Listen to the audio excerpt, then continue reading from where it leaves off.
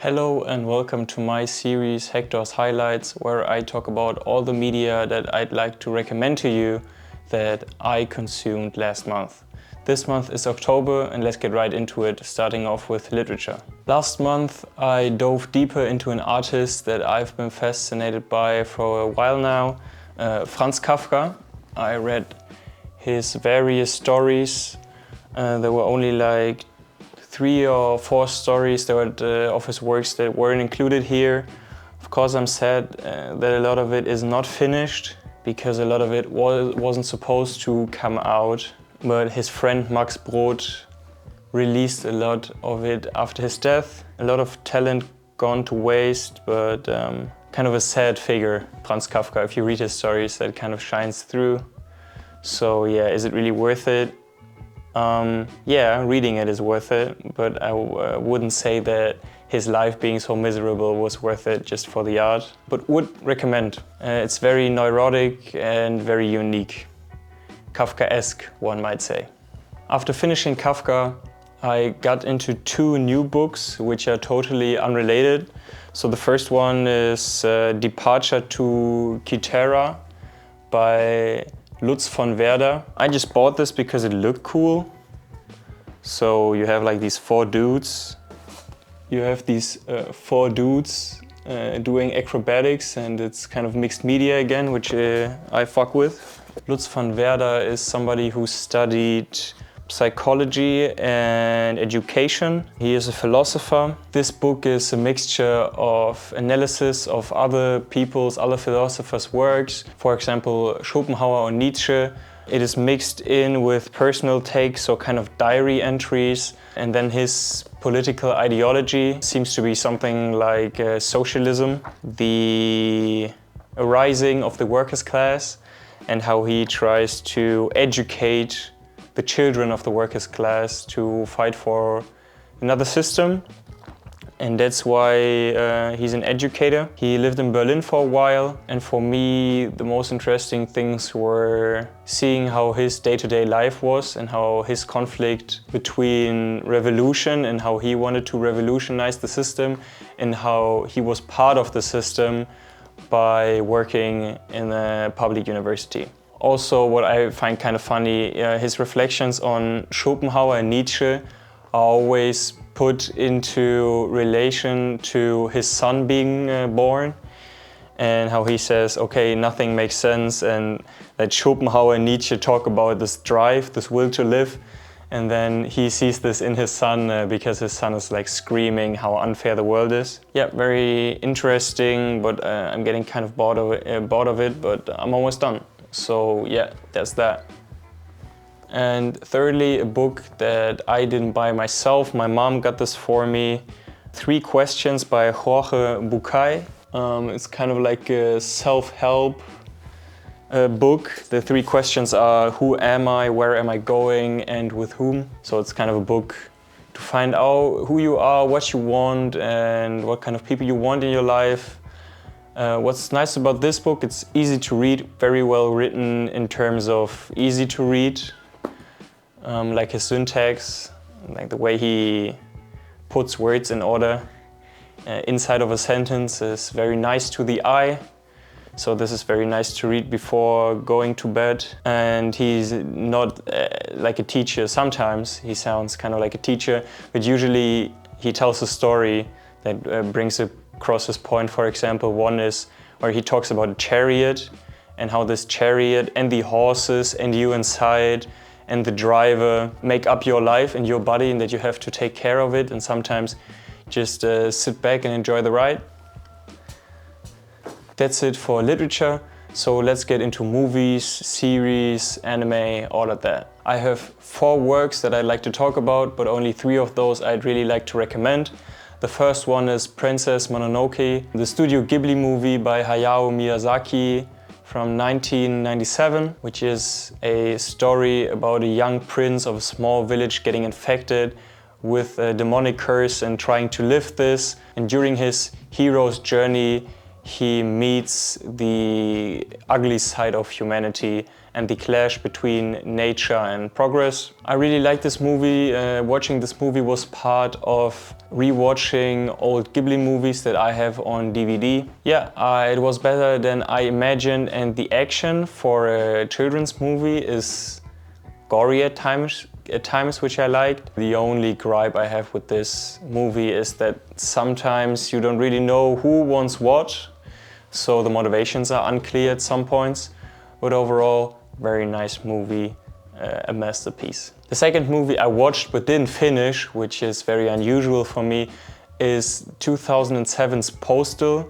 This movie is based on a video game of the same name, so Postal and Postal 2 are the video games, but I won't talk about this movie because it was trash. It was kind of like the haha, pee pee poo poo, haha, xenophobic, haha type humor, and that's just not for me, so I didn't even finish the movie because it felt like a waste of time. The third thing I watched was the anime Nana from the year 2006. This movie's original creator is Yazawa. The anime was directed by Morio Asaka. This anime is about two young women that come to Tokyo and have a faithful encounter, and they end up being roommates with different views on the world and different plans for the future. It's a romance anime, slice of life, a little bit of music in there, and it's a coming of age story. I could relate with most of these characters because they're my age, from like 19 to 27, whatever. And one of the girls has a punk band, and I'm really much into music and constantly think about what it would be like living off your art and being an artist. But this anime kind of shows this kind of lifestyle and how you have to survive off fumes to get there, to make it in the entertainment industry, if you make it at all. And there's a lot about relationships, and kind of demystifies love and young relationships, which I enjoyed a lot, and I could relate with my personal experiences. Even though the main characters are women, that didn't really make a difference. I guess we all have kind of the same encounters when growing up. The last work of art I'd like to recommend under this topic is Black Swan from the year 2010, directed by Darren Aronofsky. This movie is a psychothriller starring Natalie Portman and Mila Kunis. It is about this girl that dances in a ballet theater, getting the main role for Swan Lake, a very famous piece, ballet piece, and how her whole world revolves around this role and getting this role, and the lines between reality and the play fade with her. I like the second half, where the body horror elements came in. Body horror for me up until now has been undiscovered territory, but I really like the implementation here. So her transformation into a swan. What I would have liked if the movie would have delved deeper into the different personal relationships that the main character has. Now there was a lot with her teacher, her mom, her friends that dance ballet as well, and then the relationship with herself, the relationship with sexuality, the relationship with enemies in the industry, and there was a lot. And I get why it is, because there is this unnerving atmosphere throughout the movie from like minute one, which really captivated me and made it hard to watch this movie, which I liked, like the emotional reaction I had to it. But for me personally, I just like having this intimate view into relationships and into special relationships. So that was kind of a lot, but I get why it is the way it is. That's it for movies and series. Let's finish this off with music. As always, I have 3 songs and 1 album I'd like to recommend to you. The first song has been on repeat all week in this room. It's Charismatic by Hailey Knox. This song was part of my Discover Weekly of the music streaming service of my choice. It really caught me off guard. Very crisp vocals. I went down this rabbit hole researching Hailey Knox, and she started off as like a singer-songwriter and makes more R&B kind of stuff right now, I guess to appeal to the masses as well, but she has an incredible voice. I like the minimalistic production, and yeah, this has just been nice playing in the background all day long. The second song gives me nostalgia like almost no other song, Heaven to Me by Tyler the Creator. Even though this song is not as old, it gives me like these nostalgic vibes because the whole song is written in a retrospective perspective.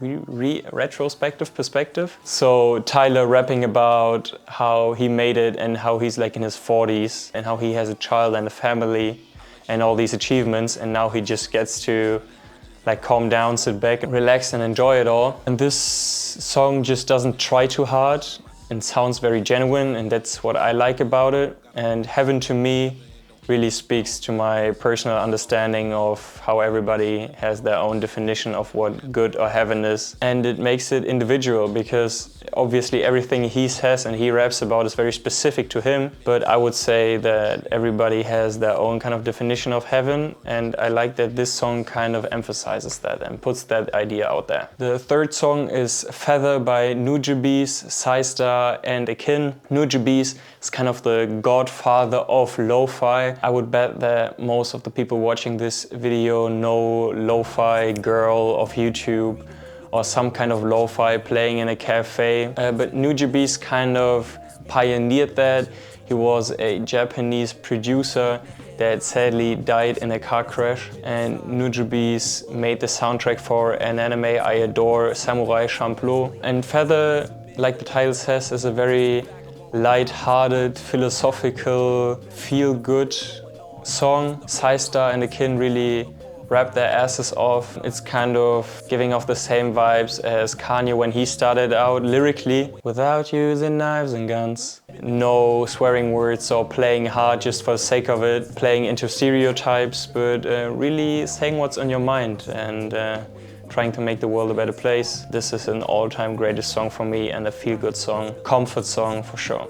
So check it out and check out everything in relation to Nujabes. The album I'd like to recommend to you this month is Aquemini by Outkast from the year 1998. Most of you will know the group Outkast from songs like So Fresh, So Clean being a meme song, Miss Jackson or Hayao being played on parties. The group has a very unique style coming from Atlanta, and having Andre 3000 as one part of the duo. Andre 3000 in the last couple of years has become this mythical creature of the internet and of internet culture, not making music anymore connected to rapping, but making an instrumental album with a flute and running around Japan playing flute in public and being together with Erykah Badu, who is a legend in her own right. I know that they're not together anymore. Miss Jackson is kind of a letter to the mom of